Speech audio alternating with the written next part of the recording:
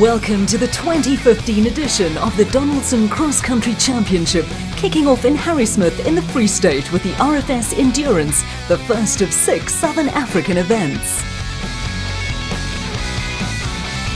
We're here at Harrismith for the first round, so it's raining, the roads are very wet, so I think it's going to be a tricky first day, that's for sure. With the start of a new season, all the teams will be aiming to make a major impact from day one. Really an endurance race, which is what it is, so I think we're going to see 700 kilometers of really tough racing. But in saying that, we're right and ready. We've rebuilt the 2 cars and we built a brand new car for Gareth this year. Yeah, look, I think the strategy is going to change a little bit. Because of the longer prologue, we have to get to the end, which is 200 k's now, and then tomorrow we've got 500. So like I said earlier, we have to finish, and we have to finish every event because there's no drop events this year, so it's going to be good. The event also ushers in a new look Donaldson series with 6 events taking place during the year instead of the 8 rounds as in 2014. But this season includes 3 sprint races, 2 endurance races and the marathon desert race in Botswana, which will push the competitors to their limits. I think the 2 endurance races are going to change the dynamics of the championship a bit, and I think for those that are change their mindset or strategize correctly around the new format will be the ones that come out on top. At each event we rope in a celebrity who will navigate for Terrence Marsh. The challenger for round 1 was TV personality Maurice Roberts. For me, being a petrol head, it's nice to do something a little bit different.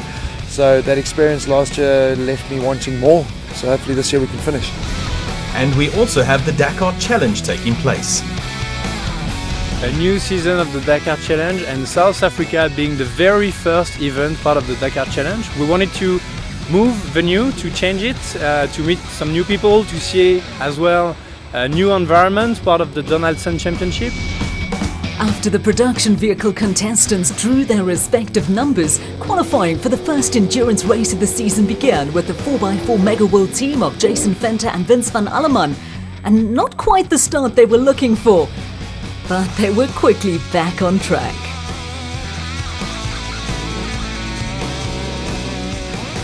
The defending Class T champions Anthony Taylor and Dennis Murphy got their title defense off to the perfect start by placing their Toyota Hilux in top spot following qualifying.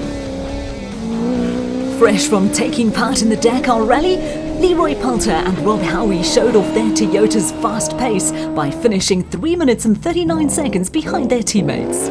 Lance Woolridge sat out last season due to a back injury, but he bounced back with a bang, and alongside co-driver Ward Huxtable, the pair were loving life in their new Ford Performance team, qualifying 3rd, a mere 3 seconds behind Poulter and Howie. Chris Visser, who made his comeback towards the end of the season last year following his injury at Dakar, brought his Ford Ranger home in 4th spot. Finishing in 5th place was Johan van Staden and Mike Lawrenson in the Regent Racing Nissan Navara, which showed a few signs of damage and plenty of dirt. Henny de Klerk and Johan Smallberger are looking a lot cleaner in their RFS Treasury 1 BMW X3. Well, they were until that river crossing. The team falls under the Retirement Fund Solutions banner and were hoping to do the group proud at the RFS sponsored event. We go on board with de Klerk and Smallberger as a very polite 4x4 Megaworld Toyota Hilux gets well out of the way of the speeding RFS Treasury 1 BMW X3. On board now with Dion Venter and Jaco van Aert, who seem to be going along smoothly until, whoa, that was a close one. Jürgen Schroeder and Michael Abramson, who are taking part in the Dakar next year, took this corner ever so slightly wrong and paid the consequence.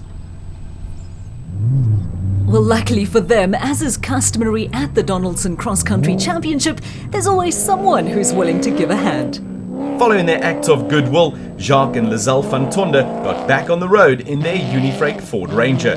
The brother and sister duo have stepped up as the number 1 car for the team this year following their father's retirement. I don't know what happened, it's just maybe I caught the rock, it was a slow motion, just a roll on the side. So it's the defending champions who lead the way after qualifying in the production vehicle category, followed by their teammates Poulter and Howie. Team Ford Performance fills the next 2 places as Woolwich leads Visser by just under 4 minutes. Mark Corbett and Juan Moore got qualifying underway for the special vehicles with loads of wheel spin in their Century Racing CR5. Colin Matthews and Rodney Burke were sliding their Century Racing CR3 sideways. Colin saying that he was enjoying the excellent racing but mentioned that there was a lot that could catch you out if you weren't careful.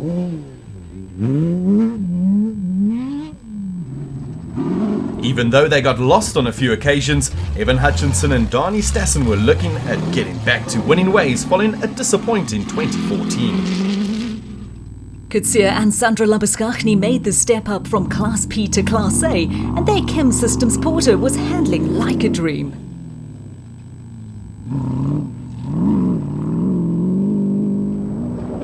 In their unmistakable bright yellow Bat Venom, Lance Trethui and Jeff Minnett said they were enjoying the wet, muddy and slippery conditions. The pair managed to turn the wrong way here, but they were quickly back on track, chasing down Brett Parker and VZ Van Sale in the Sizanani Plastics Gymco.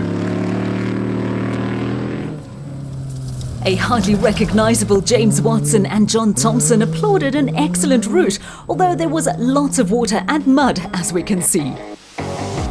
So it's Matthews and Burke who qualify in first place, and they lead the Dakar Challenge. Hutchinson and Stassen are in second, while the Labuskachnis are enjoying their new class debut after finishing in third. Following the increased qualifying distance from 70 to 196 kilometres, teams were pressed on Friday afternoon to clean and fix any damage to their vehicles. Everything's perfect.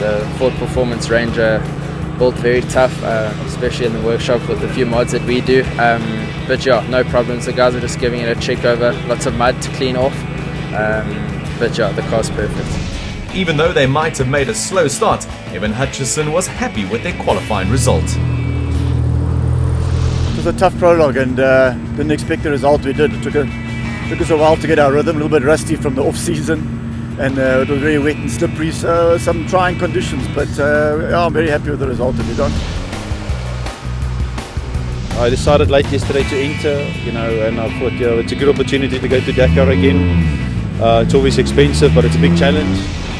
The sun might have started to set, but that didn't mean that the teams would be settling down anytime soon, as work had to continue on the vehicles in preparation for race day at the RFS Endurance. A beautiful Free State sunrise greeted the contestants who were in high spirits ahead of the 692-kilometre race, which was split into 2 loops. I think it's going to be a bit tough with the water last night because it rained. And yeah, I think it's the same for everyone, so we're just going to go for it and see how it goes.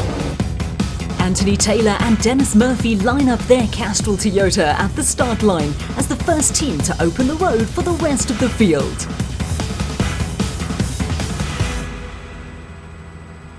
And away they go! The beautiful Lalanati Resort is the backdrop to the designated service point as we watch the defending champions get their first 248-kilometre loop underway. The second Castrol Toyota, Poulter and Howie are next off the line, but they are almost immediately followed by Woolwich and Huxtable in their Ford Ranger. The pair are looking to make a pass on their opponents as early as possible.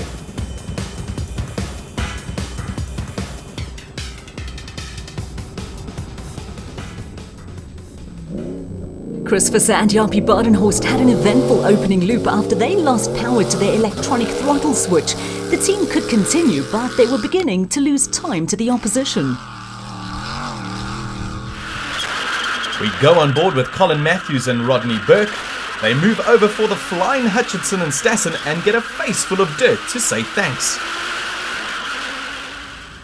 The Motorride Racing pair are making light work of their challenges as they squeeze by Johan van Staden and Mike Lawrenson in the Nissan Navara. But it looks like the Regent Racing team are slowing down considerably. The pair's back left wheel managed to shear right off, causing major damage.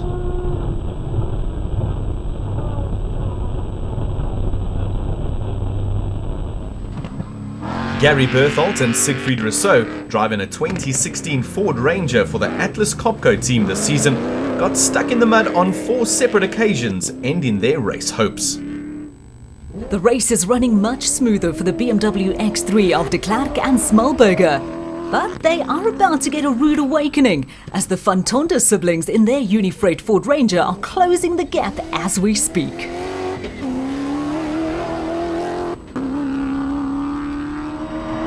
We go on board the RFS Treasury One BMW X3. Looks like they might have hit something. The pair are forced to pull over following a puncture. Trethewey and Minute have made up a place in Class A after overtaking the Labuschaghnis in their Chem Systems Porter. Katsia and Sandra really enjoying the step up from Class P.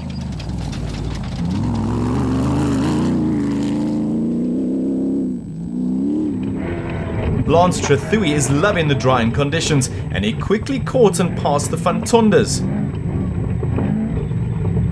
Although the Unifreight Ford Ranger doesn't put up much of a fight. Jason Venter and Vince van Alleman are currently in 9th in Class T, but the pair noted that it was going to be tough to get through some muddy sections later on in the race.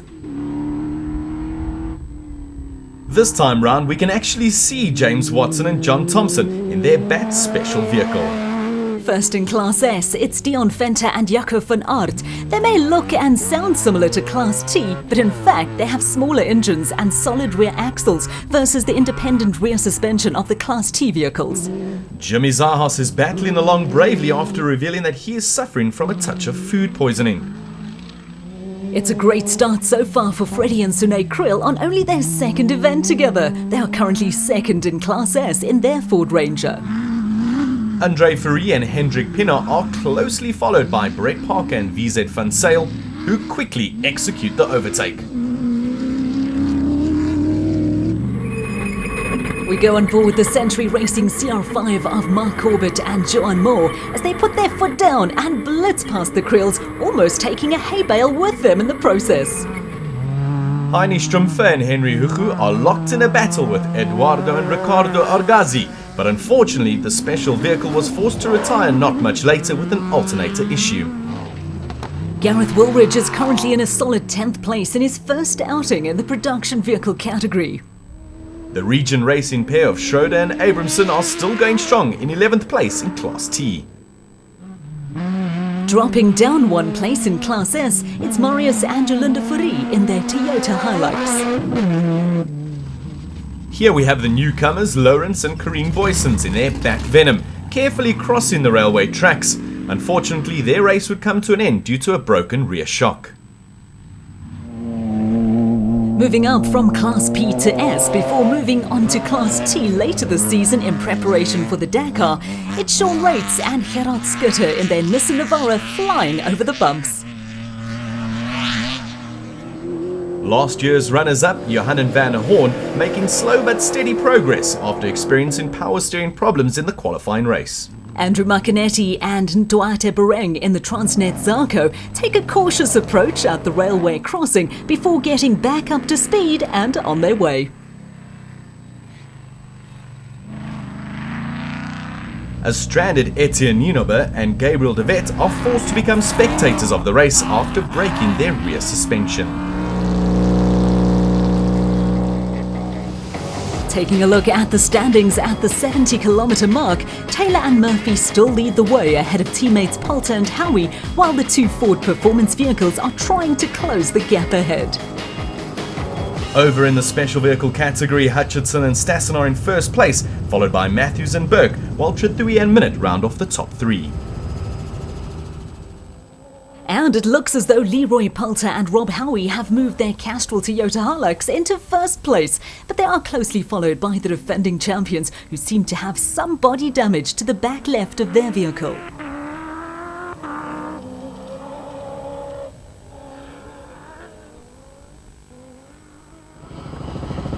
The river crossings are getting very treacherous and the teams need to commit when attempting to get through. The Ford Performance team showing us how it's done. Still in first place, Evan Hutchison and Dani Stassen in the Motorite Bat power their way around the bend. But keeping the Class A team honest, it's Colin Matthews and Rodney Burke in Class P. Matthews and Burke have Dakar aspirations and at this point are leading the Dakar Challenge.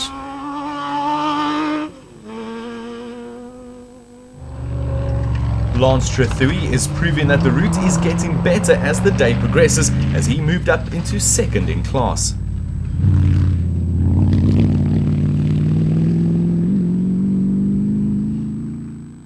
Well, these spectators chose the perfect spot to stand and watch just how amazing the vehicles in the Donaldson Cross Country Championship are.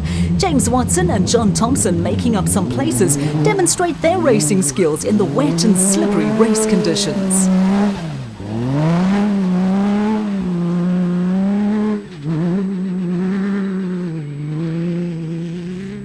Even though he's still battling a touch of food poisoning, Jimmy Zahos and co-driver Zahir Borhanya managed to move up a place into third in Class A in the Cobalt Racing Striker. Right behind the men from Cobalt Racing, Mark Corbett and Juan Moore are approaching the precarious water and mud crossing. They ensure that they don't make the mistake of getting stuck by putting the hammer down in their Century CR5. Mud bath, anyone?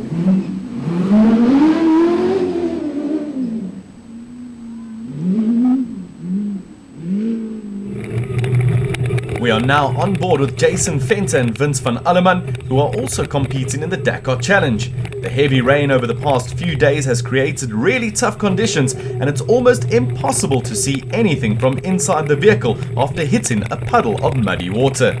This makes the driver and co-driver's job that much more difficult, but they managed to get through. Still struggling with the loss of their electronic throttle switch, Visser and Badenhorst drop back to 5th in Class T.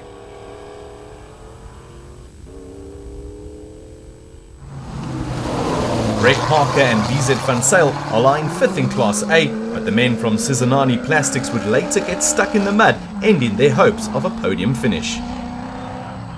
The Van Tonder siblings put in a lot of preparation and hard training in the off-season, and it shows as the Unifreight Ford Ranger was sitting in a respectable 6th place.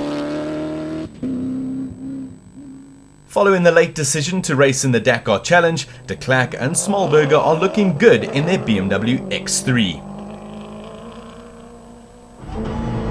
We go on board now with the duo. And it looks like I've managed to jinx them. They are stuck in the mud, much to Henny's dismay. In the Celebrity Challenge, Marius Roberts is doing extremely well in 8th place, while driver Terence Marsh shows us that more power instead of being too cautious works just fine.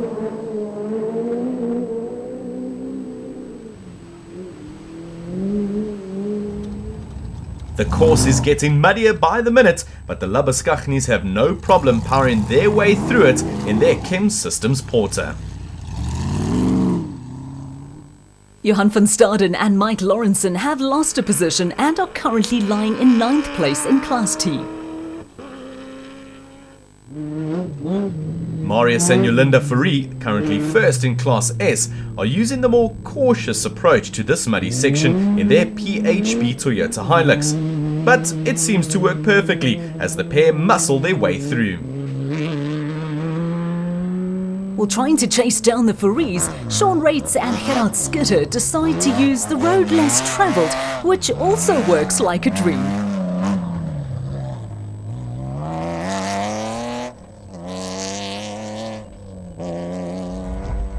Joining the championship from Portugal, Romulo Branco and Joao Cerrodillo are competing to gain as much experience as possible as they prepare for the 2016 Dakar Rally. Dierwald and Anton Nienaber's Toyota Hilux looks like it's been through the wars. They approach the muddy river crossing. And matters have gone from bad to worse for the brothers as they've drowned their engine.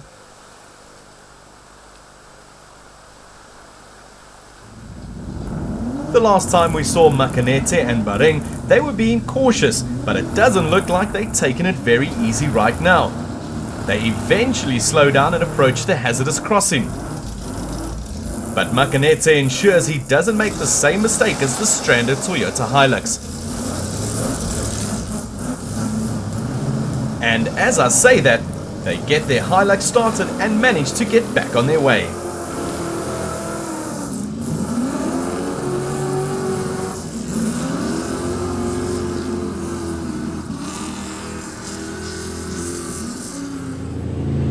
And here we are as the teams reach the designated service point for the compulsory, and on this occasion, much needed 20-minute break before heading out to the track for their second loop. We're struggling with the routes a little bit, making a lot of mistakes, so we need to clean that up with the second one.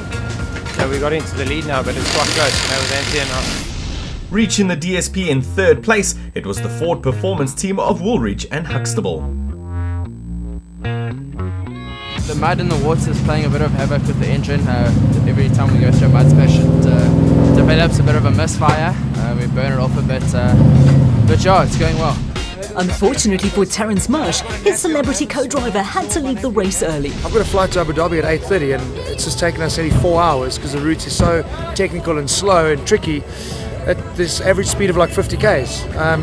So I'm not going to make my flight, so I've got to step out and hand over to someone else to finish what we started. So it's sad, but I mean, great experience. Taking a look at the standings after the first 248-kilometer loop.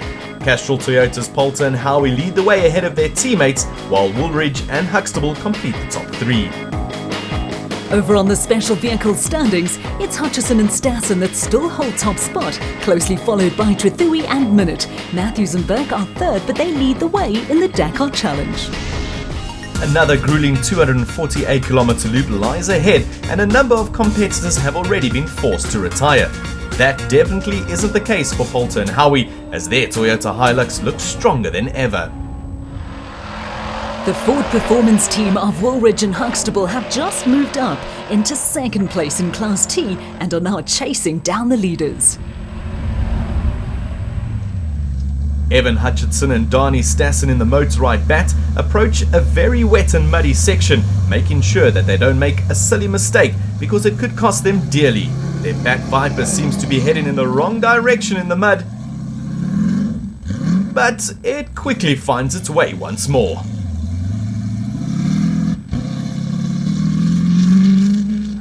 Hoping to close the gap on the leaders, Trethewey and Minute waste very little time in navigating the deep water under the bridge before powering on towards the finish.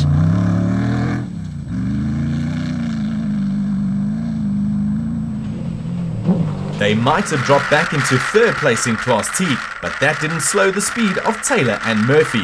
And you can see on board just how difficult the conditions are when trying to get through the deep sections of water and mud. Corbett and Moore are charging hard in their Century CR5, but soon after this, the pair would go on to suffer 2 punctures on one rock. And just in the distance, it's Jason Venter and Vince van Alleman as they hold on to 4th place in Class T. Another competitor in the Dakar Challenge, Jimmy Zahos and Zahir Borhanya, are holding on to 3rd in Class A. Now you may not be able to see it, but that's Brett Parker and VZ Van Sale from Cincinnati Plastics trying to chase down the duo from Cobalt Racing for a podium finish in their class.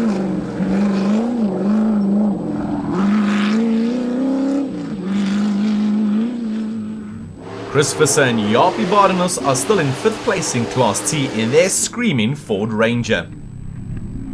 The pair are trying to make up positions on the road and are chasing down James Watson and John Thompson, who have taken over the lead in Class P from the stranded Matthews and Burke.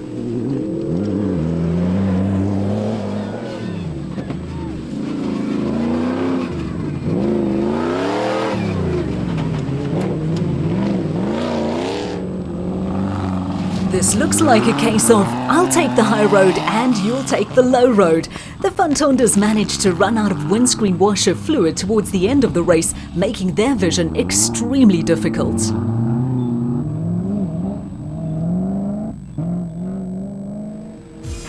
Making their way across the finish line to take the checkered flag, it's Leroy Poulter and Rob Howie from Team Castrol Toyota. The Ford Performance crew are willing their team on as Woolwich and Huxtable almost run out of fuel with only meters left to the finish line.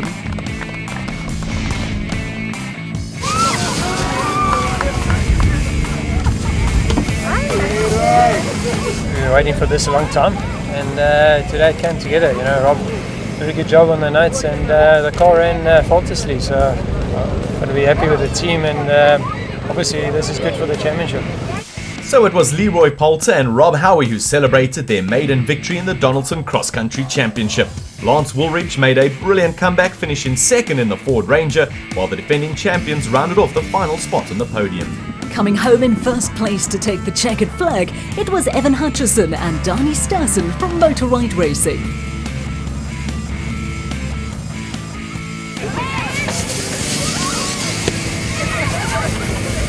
Oh God. Halfway through the time trial yesterday in the rain and the water, this seemed to be quite far away, but yeah, we battled on and we ended up with a good result for Motor Right today. So Hutchison and Stassen take top spot in the special vehicle category, followed by Lance Trithui and Jeff Minnett, while Jimmy Zars and Zahir Bohania complete the top three. Jason Fenter and Vince van Alleman from 4x4 Megaworld won the Dakar Challenge. It's the long-lived dream coming true now. But before we can go there, I first need to thank my sponsors for getting me here and Vince for all the help he did today, because today was one heck of a rough day. Don't miss the Sugarbelt 450, the next round of the Donaldson Cross Country Championship, taking place in KwaZulu-Natal on the 8th and 9th of May. Donaldson Filtration Systems, a market leader in filtration solutions for the past 100 years.